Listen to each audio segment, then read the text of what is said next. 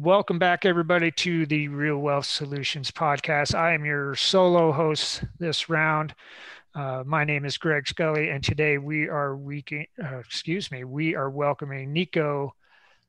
I never did really practice your last name, Salgado, to the Yes. podcast. We are involved in some of the same online communities. Um, I was impressed by Nico pretty much from the first time he popped onto the platforms because he very quickly made himself seen in some really cool ways with marketing and credibility, and that's kind of why I wanted to talk to him today. Nico, could you take a couple minutes, introduce yourself, and then we'll just get rolling. All right, Greg. Well, first of all, thank you so much for letting me come on your show. As you said, we've kind of touched base, I guess almost a year ago now. And since then, just our relationship has flourished. And I've learned so much from you and Darren and your team. And I'm just so happy. And I feel so fortunate to be able to be on your podcast. So thank you for having me.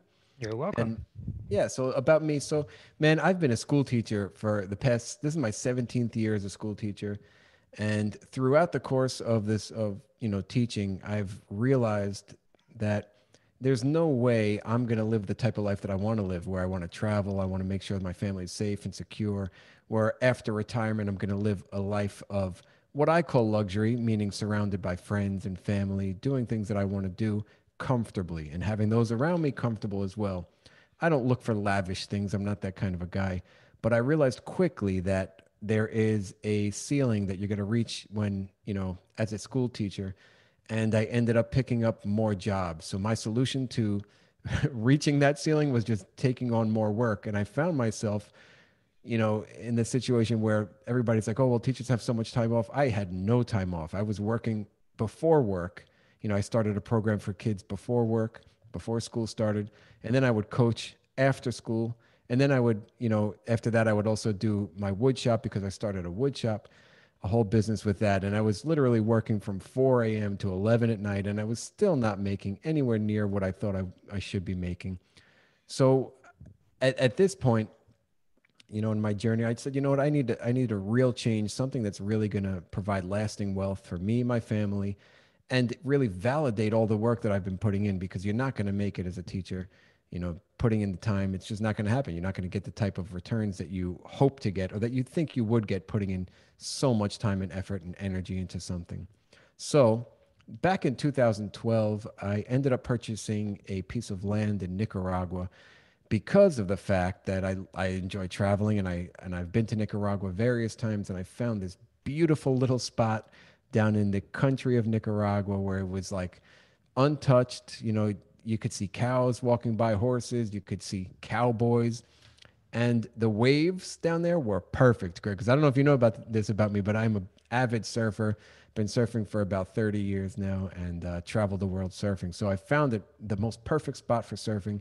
Bought a piece of land for extremely cheap, built a house on it, and saw that the value of that just doubled within a couple of years. So the home value doubled. I realized, wow, this is something I can really, generate wealth through real estate. However, doing it that way to get buying, single family houses, I would have to come up with, the down payment by myself. And I realized that it was short lived, the dream of real estate through single family investing. And it wasn't until, 6 years later, 7 years later, that I began searching multifamily and really finding the benefits of multifamily by doing my own research online, by studying, by listening to podcasts. And then in 2019, I came across the crew, Jake and Gino. And from that point on, my friend, I had a phone conversation with some of the guys, Dylan and then Josh, and I was immediately hooked and immediately just enthralled by all of the fascinating things that could be provided through multifamily real estate. It's like something I truly bought into the vision of multifamily real estate. And from that moment on, my life has literally changed completely.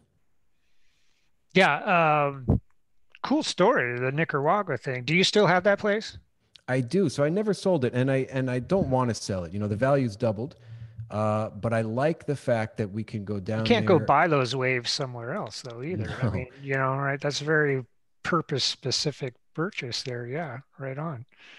And you know what? It's still a very untouched area of Nicaragua. So, I mean, it's only going to appreciate more. And then number two, I mean, it's just such a beautiful place to go to get away and just enjoy the waves, you know.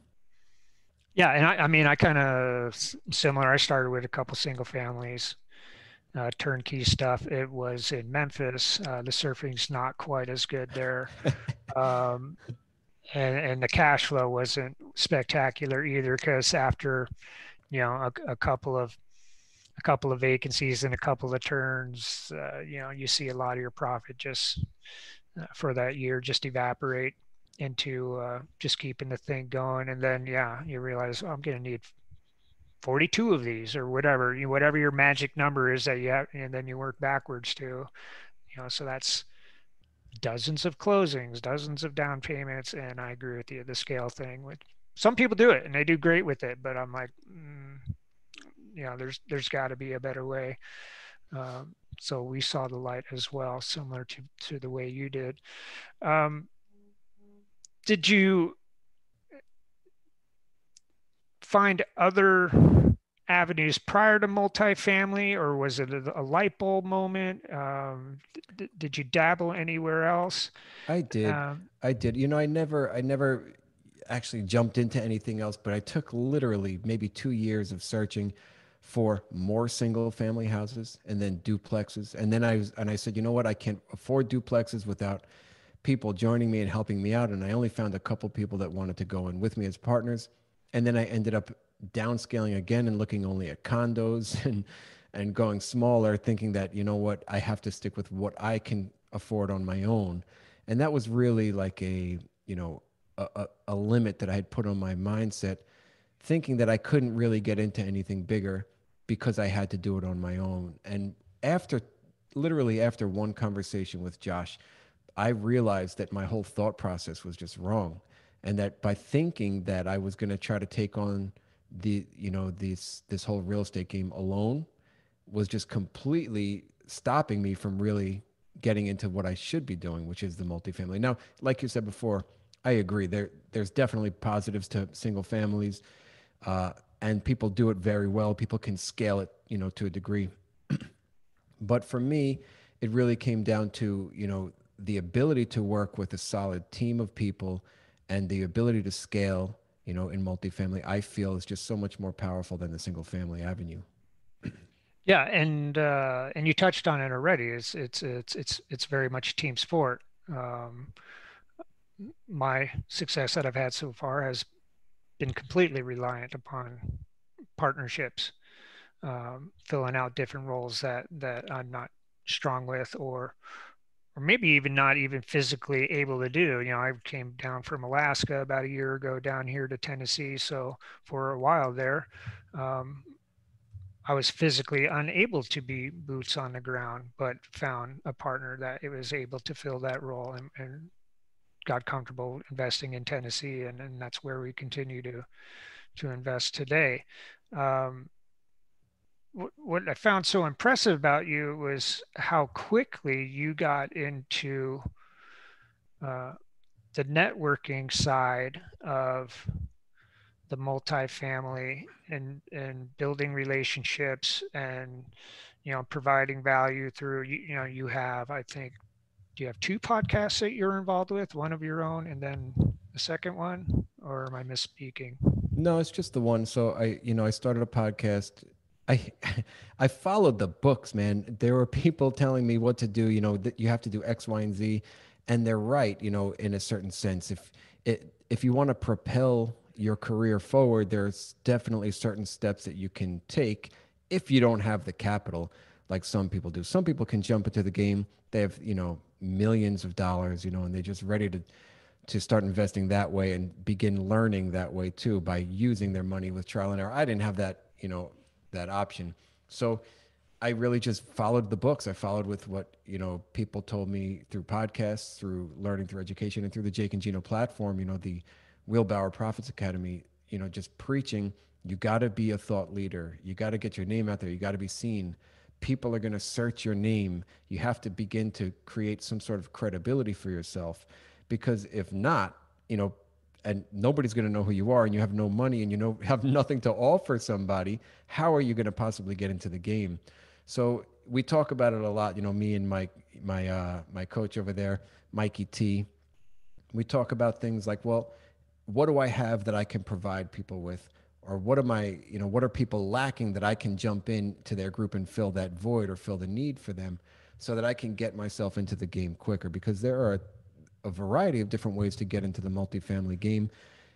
And it, you know, it just depends on, I guess, what your skill set is, what your time commitment is, how much time you have to put into it, what your goals are, you know, and ultimately where you want to take this. Because, you know, it's taking a step back and looking at my journey. I've really put myself out there, as you said, and honestly, it's been scary, but it's been like I said, a whirlwind of change, and just helped me propel my career forward so quickly.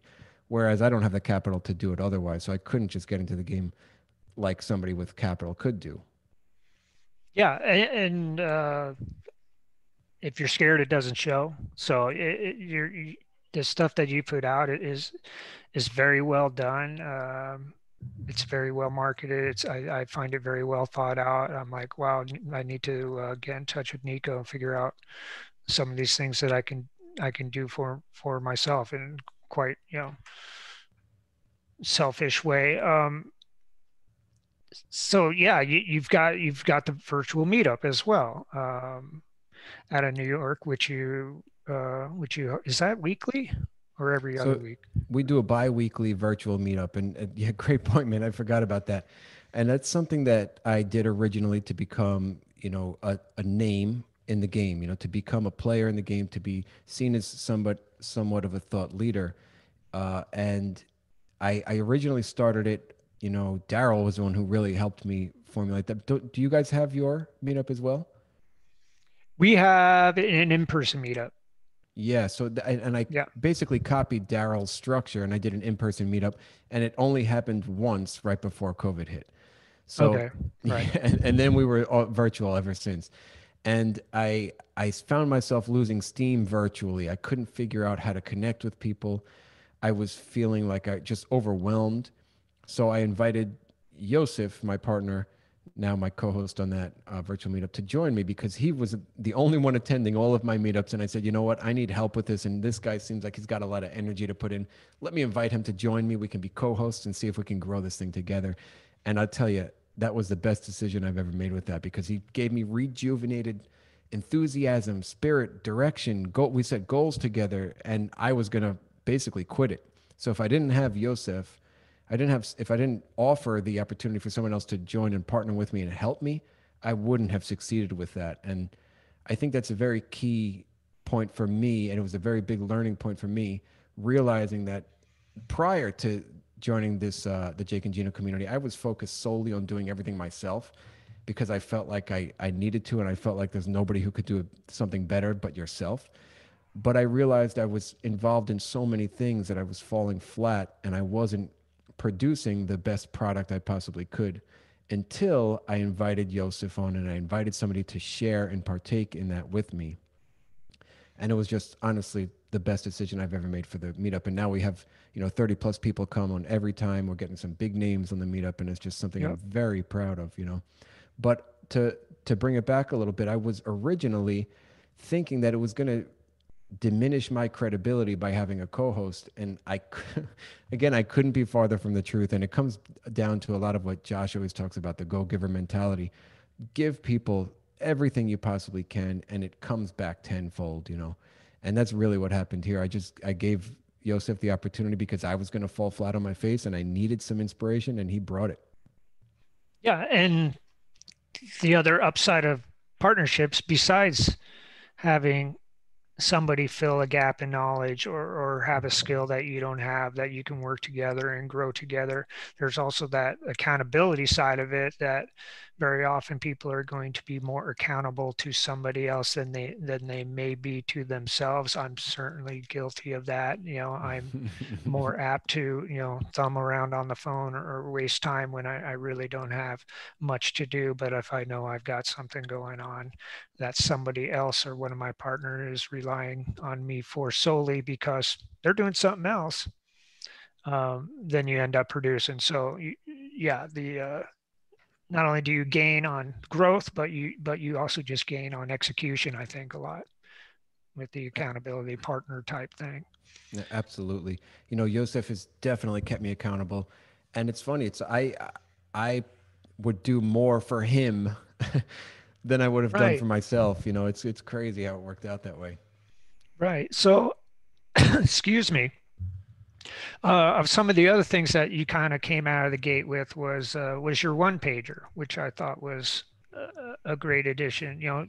Tell us what a one pager is, and how, even somebody with virtually no experience can use that to set themselves kind of apart from everybody else that also has no or little experience. Yeah, so a one pager is extremely important, and I found it very helpful, especially in the beginning of your journey, because you're going to have to present yourself to a variety of people. You know, you're going to have to present yourself to brokers. You're going to have to present yourself to possible potential investors, potential partners. And if you are not 100% clear on your goals and your direction, this one pager will help you get there. So you sit down and you formulate your ideas of what you want to do. You put it on paper basically, and then you use this kind of like as a shield to show people, here, this is my credibility. This is my one pager. This is what my goals are, what my plan is, and how I'm going to get there. And if you have it, you can also, use it to show your bio and what you have, your previously owned units and things like that. If you don't, then you also have the opportunity to show credibility, which I'll get to in a second. But the main structure of or the main contents, I guess, of your one pager are going to be, you're going to have a logo, you're going to have your business name, you're going to have the market that you're investing in, right? You're going to have why you're investing in multifamily, the type of asset that you're investing in. It doesn't have to be multifamily necessarily, but the type of asset, the market. Tell me why you're going to be investing in this market, and you're going to make these market specific if you're visiting, searching in different markets, and just a few key points, a few key metrics of the market, and then you're going to add in your business plan, meaning your investment strategy, how you plan on what type of asset class you're looking for, the size, the year built, etc. What you plan on doing with the properties, what type of properties you seek as far as mom and pop owned, and then how you plan on repositioning the property, and then how you're going to dispose of the property in the end, if you plan on disposing it. And then at the bottom of it, what I like to do is I like to have a few bios yourself. You have to be on there yourself.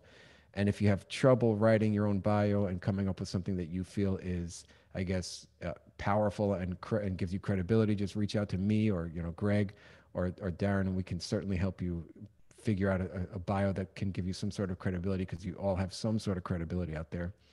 And you also want to add some team members. And if you don't have a team, that's okay too. What you can do is you can find people that can act as mentors to you, as long as they're willing. You don't want to just put them down if they're not willing participants to mentor you. And you're going to, state that they're your advisors. And it's true. It's not like you're lying or anything. These are the people that you're going to go to if you find a deal, and your advisors are going to help you, guide you through the process of acquiring the property, and even the underwriting process, to see if you're doing a good job, and kind of steer you in the right direction, or steer you away from making a mistake. Then at the bottom of the one pager, I recommend having your contact information so somebody can reach out to you. And if you have a website or something like that, always add that as well. So Do you have a Yeah. that's Do you have basically a the one pager. Yeah, that's it, just in a nutshell. That was very extensive. Do you have a different one pager for different purposes? I'm just curious. Me Because what personally, you described there, I'm like, yeah, that'd be great for a broker, that'd be great for a lender. But do you have a different one pager for you, like just general network? I'm just wondering. You maybe you don't have to, but you know, I do, and what's it's your funny, approach? and I'm not using them enough. So I have a one pager for my podcast to tell people Okay. what it's called, a speaker sheet, and it's just a one page of what the topics I can talk about, why you would want to have me on your podcast, and just I also have a quote of some credibility that somebody said about me that had me on their podcast. I have I have a bunch of things. So, you know, now I'm kind of racking my mind to think, but yeah, if it's going to be back to the original one pager, I don't have more than one pager, but we could. So you could add one for investors only, right? An investor specific one pager. And that's kind of like if you're going into syndications more so than just JVs, or you can have a JV specific one pager where you're seeking people, X certain people to work with and partner with on a as a JV, right? And- yeah, yeah, absolutely. And just on the logistics side of this, um, you know, some people may be like, well, how am I supposed to have a meetup, a virtual meetup? How am I going to make a logo, all this stuff? So, because there's some hacks that we use, and people may not realize the barrier to entry for creating some of this stuff for yourself is fairly low, sometimes very free. Well, it doesn't get any more free than free. Um, or what's this? What's a Zoom subscription cost? I don't even know. I mean, if it's low enough that I don't even know how much it costs. I was on Zoom before Zoom was cool, but so that's more than 7 months. But um, and then for things like for logos or websites, we do a lot of stuff on Canva. I think you do too, which Hmm. is a free, basically graphic design site. And I think they just added like a logo feature uh, to Yeah, their menu, which some of it is paid. So um, it's probably not as if you know nothing about this stuff. I would advise people that it is far less complicated than you might think it is to get some of these, and they're evergreen. You have a logo, you have it for however long you want that logo. So you're doing a lot of this work once. Um, it can be time consuming, but once you have a template for a one pager or a template for if you do a great newsletter, maybe we can talk about that too. hmm. It doesn't take a whole lot of reinventing to keep some of these things going. Um, do you use MailChimp?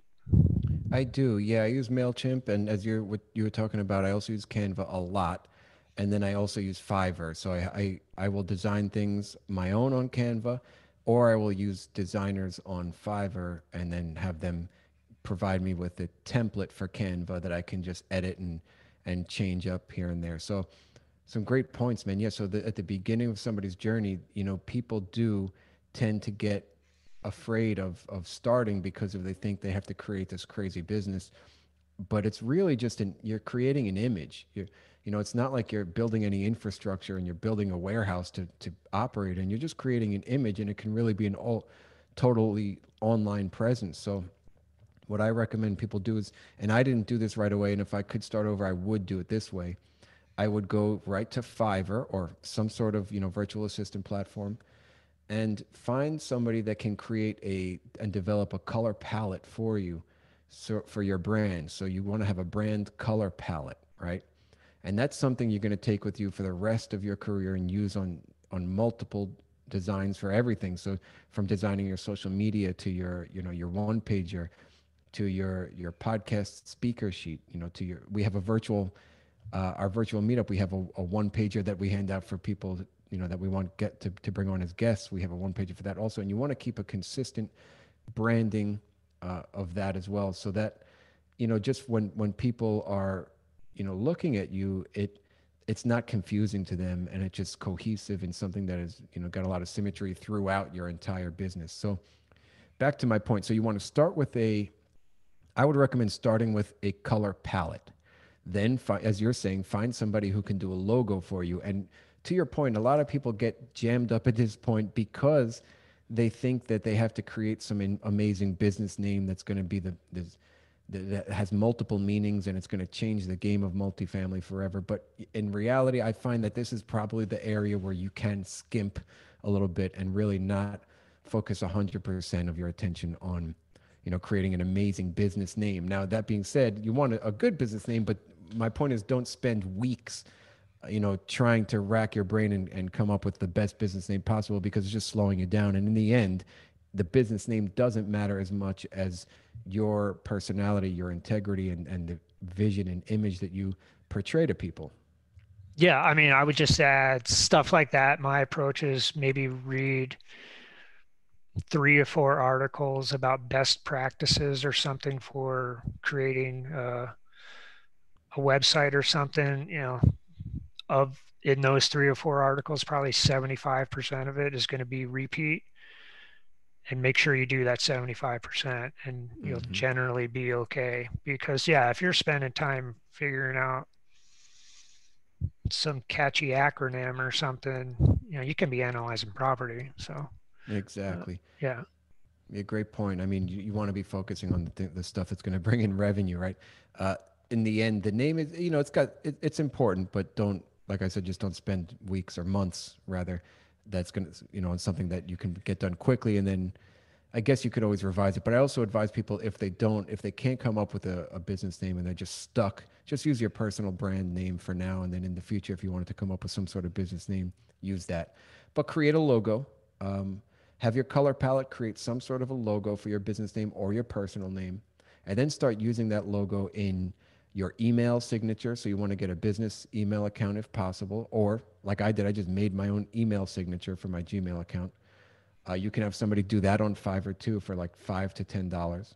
And it looks just professional. This is stuff that people really look into. If you're sending them some random email from like AOL.com or something with no email signature, it just doesn't portray professionalism or dedication on your part. You want to kind of show people that yes, you're serious about this, and if you are serious about it, you should have somewhat of a professional looking image and at least a professional email. From there, I also recommend using your logo on your one pager, as I was talking about earlier. And if anybody wants copies of my one pager, I have 3 different templates that I designed, and I will be more than happy. Just send me an email, and I will shoot those out to you guys. You can get 3 free templates, and you'll download them right onto your Canva, and that's it. You can just edit them right there, and then keep them forever. Um, and then also, you're going to use that logo for other things as well. So like your website. Now, I don't know what you feel about having a website or at what point you should get a website, Greg, but maybe you can talk about that for a minute. We have a website. We have a couple websites. The website can be there's great benefits to it. It can also be something that people go to and they'll immediately see that it's neglected. So if you're going to do it, and I'm guilty of not doing it as well as I should, um, you have to keep it updated. Plan on doing blog posts on it, which is nice because you own your website, and you can put your blogs on there and then share them to other social media platforms, and then websites. Very long term, you're probably going to want, if you're going to be taking investors' money. You're going to have some kind of online presence, and it might just be a pass through to an investor portal or something like that. Um, and then ultimately, they can be used for gathering emails to build up your network and your investor list. Um, and like a great example of how Nico might do that is he's got his one-page templates. You do a value for value exchange. I will give you these 3 free templates for your email address, and they opt in, and then Nico is able to communicate with them on a regular basis. That's the other thing. If you're going to communicate with people, do it on a regular basis. So yeah, probably not out of the gate. Um, if you're going to do it, be pretty committed to it. Yeah, I agree. So uh, it's not necessary, and I find that most people are not looking at my website, and I don't get many leads through my website, but it is something that if people search your name and people click, Google your name, they're going to find you on LinkedIn and they're going to find you on other platforms. But if you have a website, it will come across as somewhat professional for somebody. Kind of give some, especially investors, a peace of mind. The peace of mind that maybe you are serious about it and you're committed to being a multifamily player in the game and staying in the game and not just somebody who's just going to run away. Um, I feel like it's difficult to build credibility without having a deal, done. Now, that being said, there are things that you can do, and it is possible to build credibility. You can always jump into people's deals, in other ways, right? You don't have to be the one to put the deal together. You don't have to be the lead person on a deal. But having things like your one pager, it's going to give you some credibility. Having things like blog posts, like you're talking about, Greg, that can do multiple things. That can set you apart. Number one, as a thought leader in the industry, people can find your blog posts online and then find you and seek you out. And it's also good to get your brain focused and bring clarity to what your thoughts are and educate yourself in the multifamily space. So, I do have a blog also, and I include that on my website. But like you said, it's not necessary to have a website. So, other avenues, if we don't have a website, are just social media posts. And most people are pretty comfortable with social media posts, I feel. Yeah. Oh yeah. I mean, everybody's on social media, or a lot of people are on social media. Of the, we've kind of got like a top three there. The color palette, which I have never even thought of. It's something we try and be consistent with, but that's a great tip because inevitably, because these color palettes, it's just a number. Once you're on a different platform, you can generally find that color over and over again. But it's one of those hunt and peck things that I find me doing is um, maybe what I'm doing on MailChimp will have a little bit different color palette for that thing that I just recreated. Or probably if I looked at our website and if I looked at our logo and then if I looked at our um, what would be the other thing? Maybe social media posts. Yeah, my social media. I would. Oh, like a Mailchimp newsletter. Like the Right. header and stuff. I would probably find that we have three different things going on there. Mm. And to your point, just having that consistency across the board, uh, it's just a level of professionalism that, and it makes you recognizable. They'll instant, you see the golden arches, you know exactly what you're getting. So Hmm. having people be familiar with you and how you look, you don't want them to be surprised, I guess. Yeah, absolutely. And it's funny, I didn't even think about a color palette either. And I did go to school for marketing back in 2000. But uh, what You're I out was there sa- printing flyers at the Kinko's business thing and exactly. taping them to telephone posts. Yeah. Yep, the whole nine. And then recently, maybe not recently, maybe 6 months ago or so, I reached out to somebody on Fiverr, a designer who I was like, look, I just want some help designing some templates that I can reuse for my social media posts.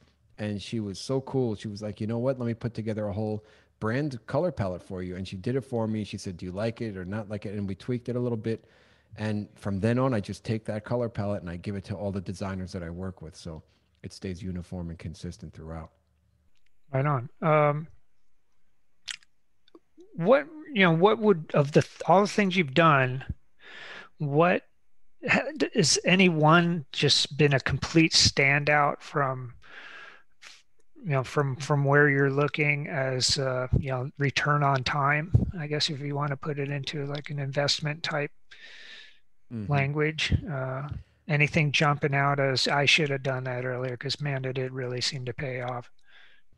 You know, I'm gonna go back to the meetup, man. And I was terrified to start a meetup. I spoke with Derek Loda recently about it, and he was terrified to start his meetup. He was telling me how his palms were sweating, and I had the same experience. And it's funny, you wouldn't think that because I've been teaching for the past 17 years, and I'm always in front of people. But it was nerve wracking because I was insecure in my knowledge, insecure in presenting myself as a leader or a thought leader in the multifamily space. But I knew from people telling me that that you need to start some sort of platform to be seen and taken seriously as a leader, that I was going to have to do it. So I started Jake and Gino in November of 2019, but I didn't start my first meetup until March. um, it took me that long. I really wish, like you said, I wish I would have started earlier. And the reason is I didn't see the value. I didn't understand the true value of having the meetup. And it's not that it's easy, but what I've been doing is collecting so many emails and making so many contacts that's been the majority of where I get my leads from. So it's all coming through the meetup. Now, the podcast gives me credibility, the newsletter, people, I get good feedback on the newsletter. I have a blog. I get some feedback, not much, but where I get the majority of my leads and the majority of my relationships has come from the meetup. And like I said, it was something that I was uncomfortable with doing at first. And, Daryl totally helped me through it, uh, letting me know that, besides the structure of how to run it, but as well, that I don't have to be the person talking the whole time in a meetup, Right. and I can Yeah. and I can still get credibility for it, for bringing the person on and having a conversation with the person. So I would have started that earlier.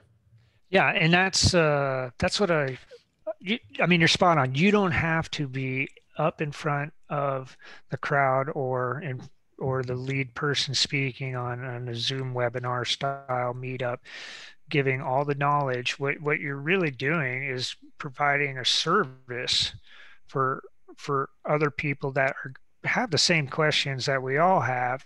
You just took the initiative to set up a platform where everybody can get together either virtually or in person and get all those questions answered um, collectively. And then, of course, conversations happen. Um, by being the MC or the host of the meetup, you're asking whoever the guest is that you have the questions that everybody in the crowd has anyway. So don't think, if you're thinking of starting it, don't think that you have to have a massive catalog of information that you yourself have to present. Work more on finding other people that are already in the industry, because people need lenders, people need brokers, people need people to explain to them what a partnership looks like. And a lot of them are very um, forthcoming with their time and knowledge. For some of them, it's because they want to grow their business. They're a broker. They need customers. Lenders need people to lend money to. So you're also giving them a platform for them to grow their network as well. So it's yeah, there's it's takes some time. It takes some logistics, but um, it's not that difficult. And speaking for myself, I think you'll agree. Once you've got a few under your belt, it does get a whole lot easier. Yeah, the first time I got up and spoke in front of our meetup, I'm like, I've never done that before in my life. I'm like, this is terrible. I'm like, whatever. Nobody could hear me because I was mumbling. Get me out of here. Yeah. Yeah, but then the next time it was a little bit easier, and now I'm pretty comfortable with it. So, Yeah. and what's It, so it, nice about it too is that it's very helpful for me when I'm talking about something that I've got a little bit of experience in. It just reinforces, because I think very often I give better advice to people than what I actually do for myself. mhm. Because I'm like, hey, go, make sure you're keeping up on your website, and I know I'm guilty of not taking my own advice sometimes, Mhm. but it helps to remind you what the fundamentals might be.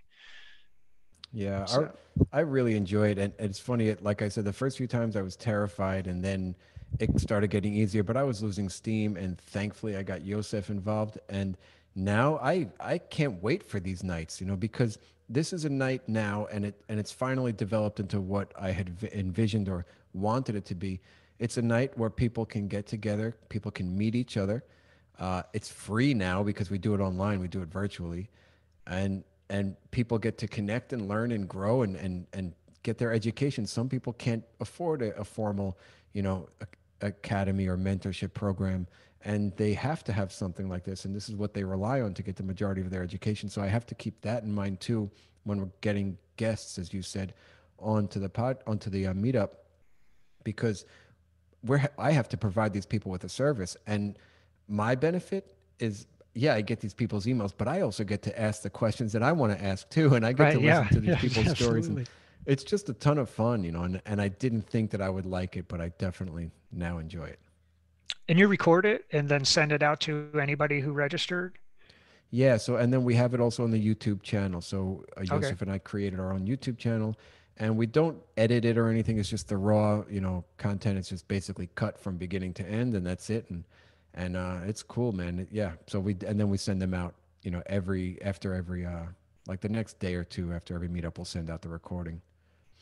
Yeah, and that's, you can't do that with a live event.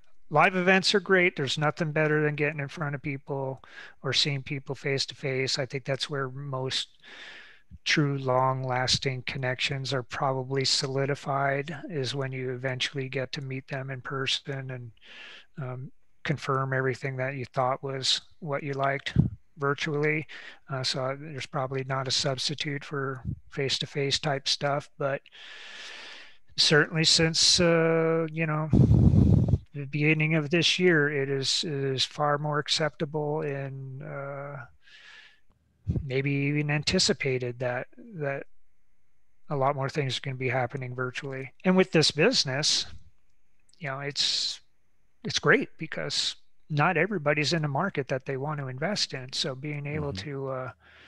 to network with people where they might actually have an interest in investing is a huge advantage that was very hard to do 5 years ago. Hmm. Yeah, you So had mentioned the boots on the ground, and I was afraid of that also. That was one of my barriers to entry, thinking that I had to be the boots on the ground. But through conversations with people like you and people who've done it, you're creating a team, and you really have to know your team. You have to trust your team, and you have to have assign different roles for your team members and take those roles seriously. And somebody is going to be boots on the ground, whether that be an actual team member or the property management team who you're very close with, but somebody's going to be the boots on the ground, and that has to alleviate you as an investor from investing out of state. And for me, from investing from New York, yes, I'm not going to be the boots on the ground because I'm not investing in New York. And I have to really solidify and build lasting relationships with people, as you're saying. And I agree. Meeting in person is definitely that's when you start creating a real relationship. But it's unfortunate that COVID. It's fortunate and unfortunate that COVID had changed things this way, because now our meetup is open to so many more people around the country, and the hope is that we can have some in person, events as well, which would be nice. And Joseph and I have been talking about trying to make that happen this winter, if possible. yeah, I'm sure we'll get there eventually again somehow. Um, so what's on the horizon for you now? I don't think there's another kind of platform that you could come out with to get your your credibility going. I mean, I what's think I'm what? spent, man. I can't do any more platforms. No more platforms for Yeah, me. right, right. Um, but yeah, we didn't even get into the whole side of recycling content for you could take, if you have a podcast or whatever, you can take little bits of it and trickle that out as additional content for your blog or it can be almost an audio blog. Sometimes it doesn't always have to be a written blog. There's just lots of way um, to continue to share. And if there is the nugget, I mean, you do want to share it. You don't want to hold that back. You don't want to have, people don't have an hour, or that's not their thing to sit and listen to an hour podcast, but you've got a 7 minute segment of it that you think is really strong and valuable, Mm-hmm. chop that thing out and recirculate it as its own little piece. There ain't Right. nothing wrong with that. Yep. Um, Yeah, I've cut so many different videos, and I've cut little pieces here and there and used it for a month. I think that there's a ton of value that can be, taken from conversations like these. oh, and I remembered my so important thought from 15, 20 minutes ago when you're talking about the newsletter. There's that chicken and egg thing you said about not having a deal. What I like what you do is, although there may not be a large portfolio of deals that you're involved in, you are talking about how many deals you've analyzed, or what education, uh, back when we were doing live stuff, where you had gone for Mm-hmm. continuing education and things like that, because we're all in that same boat. We're all analyzing 100 deals to find one, and there's nothing wrong with just talking about the work that you're doing behind the scenes, even though they're not necessarily getting you to the closing table, because that's what most of this is not getting to the closing table. So I think there's just as much credibility to be given credit for the grind behind things. Just be very willing to talk about that, and it doesn't take much. I mean, just look at all the saved files you got in your computer or Excel spreadsheets of how many deals that you've looked at in the past month, and be like, yep, we analyzed 30 deals. They're all junk, Mm-hmm. but we're continuing to talk to brokers, and here's what I'm doing to continue educating myself. So there's always Yeah, something that you can talk about.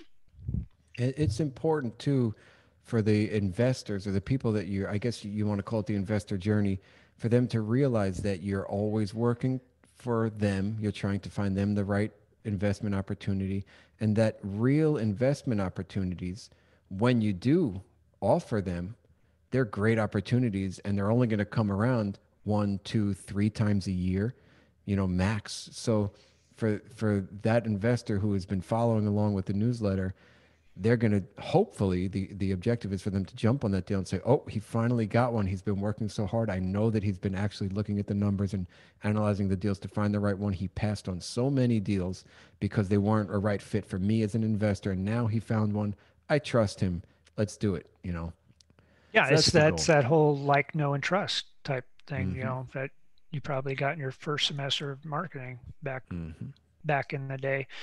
And don't they say it's like 15 touches or something for somebody to be confident enough to make a sale? I don't know if that's an outside sales type thing, but if there's any truth to that, sitting on the sidelines, not being active at all, is not going to get you any touches with anybody in terms of credibility. So, I mean, good job doing the podcast, the meetup, the newsletter, the Mm-hmm. YouTube, because you're giving yourself a lot more opportunity to shrink that time frame for people to develop that trust with you, because um, they're seeing you more.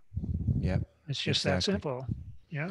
Exactly. You put yourself out there. Not everybody's comfortable putting themselves out there, and that's okay too, because there are different roles that people play on teams, and you can probably speak more to that than I can. But you don't, somebody on your team, if you're looking to eventually scale and become a syndication company, you're going to have to be out there, and it doesn't have to be every team member involved in that, but there should be a face of the team that is willing to, I guess, be somewhat charismatic and somewhat open to sharing their business life and some of their personal life. It's got to be a mix of that as well, and just to be able to attract investors, and also kind of portray the image that you want to be portrayed as, you know as a business. Jake and Gino, some of their I love some of their principles and some of their, the vision that they have. They put people first.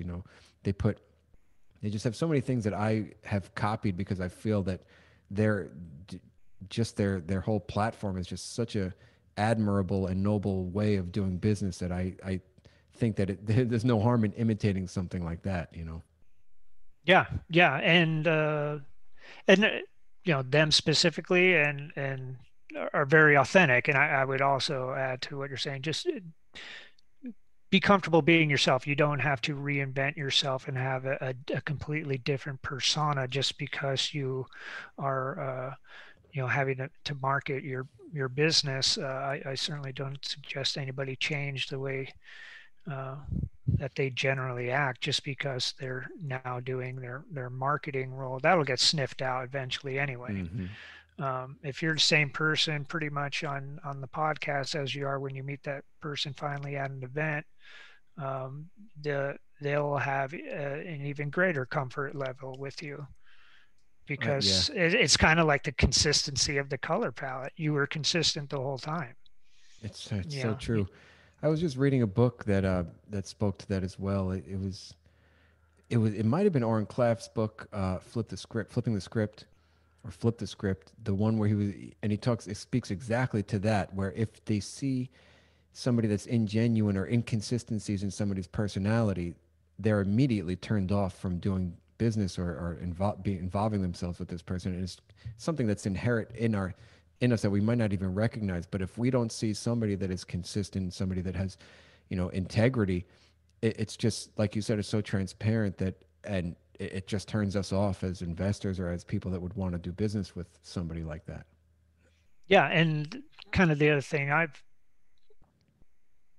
talked about with other people before is we're not in the widget business. We don't have to sell hundreds of thousands of individual things uh, to be successful in this business. For most people, it doesn't take a huge network of people to partner with and work with. Um, and so going back to being yourself, let those people gravitate to you kind of on your own terms because you don't have to worry about keeping on appearances or things like that. You'll never have to be worried about being called a Janus or two-faced because Hmm. you're the same at all times. But Yeah, it's a great point. And you know what? Those people that you're not attracting, you don't want to work with them anyway because right, they're I mean, not a you're fit for both your better off personality. for it. Right. Right. It's not a bad thing to not work with people. Hmm. It's you're not working with not you're not working with people out of animosity.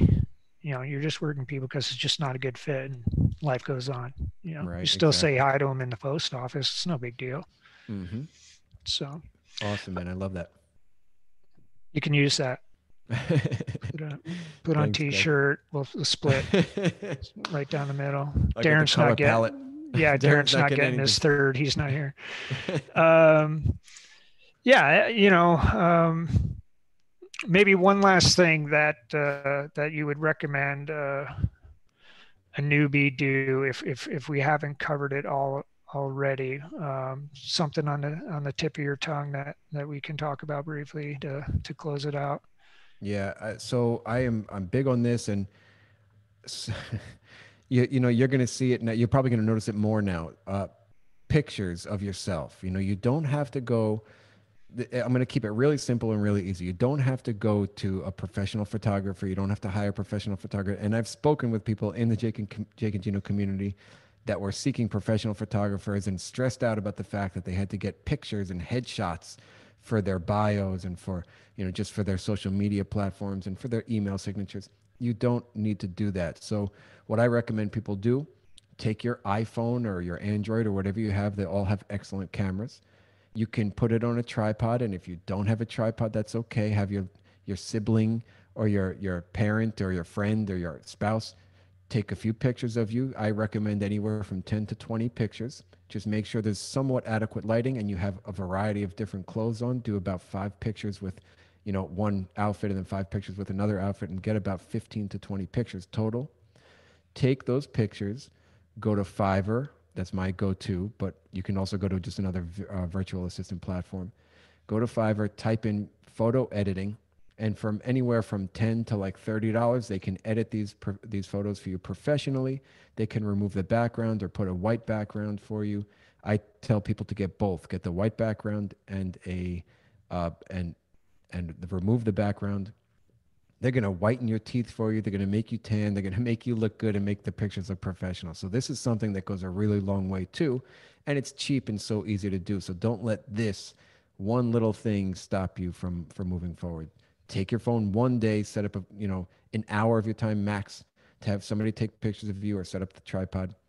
3 to 4 outfits maximum, and this will last you years. Okay, so it can last you 1 to 2 years easily, and it's something that you can have, moving forward. I think that's an important image for yourself as well. Yeah, and for people that aren't familiar with Fiverr and some of these VA resources, they are amazing.